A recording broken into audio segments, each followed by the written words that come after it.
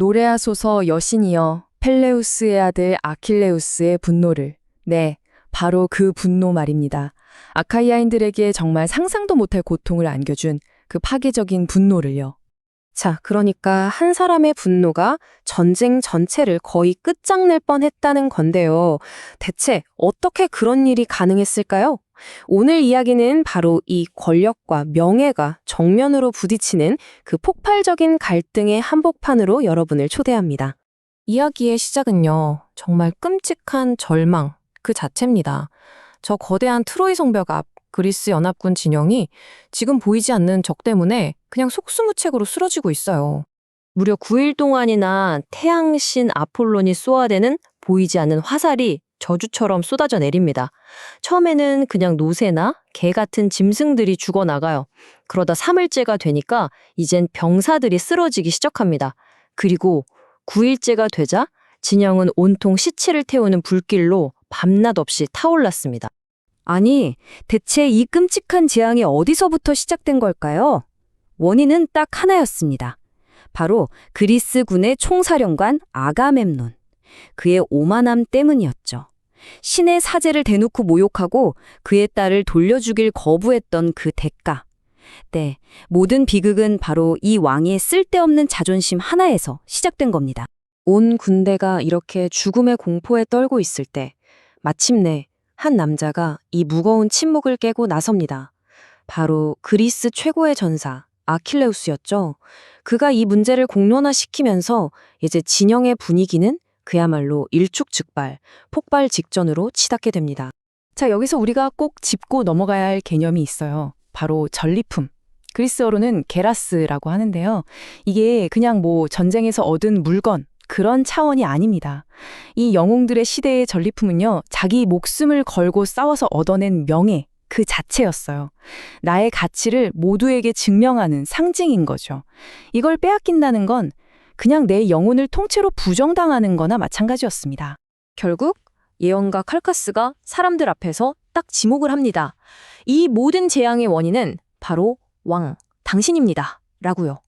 이 말을 들은 아가멤논, 어땠을까요? 당연히 불같이 화를 내죠. 넌 나한테 한 번도 좋은 예언 한 적이 없어. 하면서요. 이건 진실을 마주하려는 게 아니라 자기 권위에 대한 도전으로 딱 받아들여 버리는 거예요. 결국 아가멤논도 버티지 못하고 알았다, 그 여사제를 돌려주겠다 하고 마지못해 동의합니다. 그런데 그냥은 안 된대요. 조건을 겁니다. 내 왕으로서의 체면이 있으니 다른 전리품으로 그 손해를 보상해라. 바로 이 순간 문제가 완전히 달라져 버려요. 신의 노여움을 투는 문제에서 그리스 지휘부 내부의 권력 다툼, 아주 파멸적인 정치 싸움으로 변질되는 거죠. 그리고 바로 여기입니다. 모든 게 터져버리는 지점이죠. 이젠 단순한 말다툼이 아니에요. 군대에서 가장 강력한 두 남자, 왕과 전사의 정면 대결이 시작됩니다.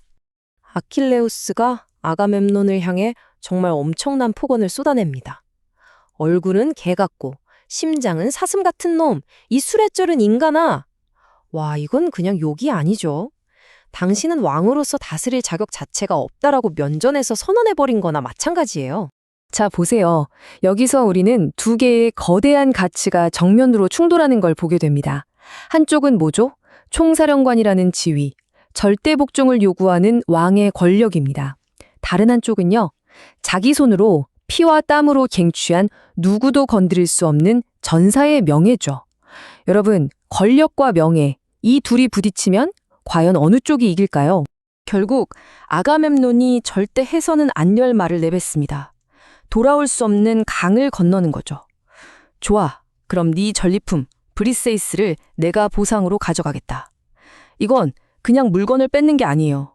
모든 사람이 보는 앞에서 한 영웅의 명예를 그냥 땅바닥에 내동댕이 쳐버린 겁니다. 그를 한계점 너머로 완전히 폭발하게 만든 거죠. 바로 그 순간, 그 회의장은 정말 칼부림이 나기 일보 직전의 상황이 됩니다. 상황이 이쯤 되니까 이젠 인간의 힘으로는 안 되겠다고 생각했는지 신들이 직접 개입하기 시작합니다. 자, 보세요. 분노가 머리끝까지 치민 아킬레우스의 손이 드디어 허리에 찬 칼자루로 향합니다. 그리고 왕을 베어버리기 위해 칼을 뽑아드는 바로 그 순간, 갑자기 하늘에서 아테나 여신이 손살같이 내려와서 아킬레우스의 그 유명한 황금빛 머리채를 뒤에서 확 낚아챕니다. 그런데 여기서 정말 신기한 게 뭔지 아세요? 그 다리에 수많은 장군들이 있었잖아요.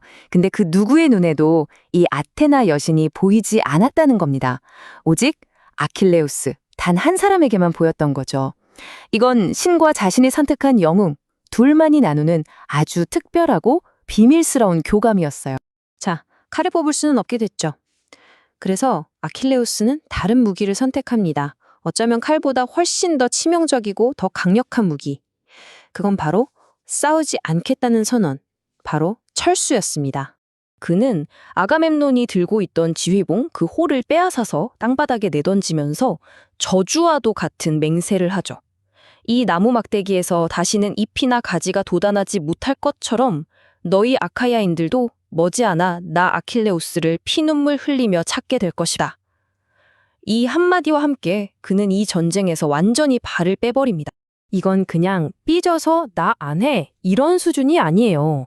완전히 계산된 행동이죠. 내 진짜 가치가 뭔지, 내가 없으면 당신들이 얼마나 비참해지는지 똑똑히 보여주겠다 이겁니다. 심지어 신의 힘을 빌려서라도 말이죠. 그리고 이제 이 모든 이야기의 운명을 결정지을 마지막 퍼즐 조각이 맞춰집니다. 아들의 서러운 울음소리를 듣고 바다에서 올라온 어머니, 여신 테티스. 그녀는 아들의 눈물을 닦아준 뒤에 곧바로 신들의 왕 제우스를 찾아가 무릎을 꿇고 애원합니다. 부디 제 아들의 명예가 회복되는 그날까지 저 트로이군이 이기게 해주십시오.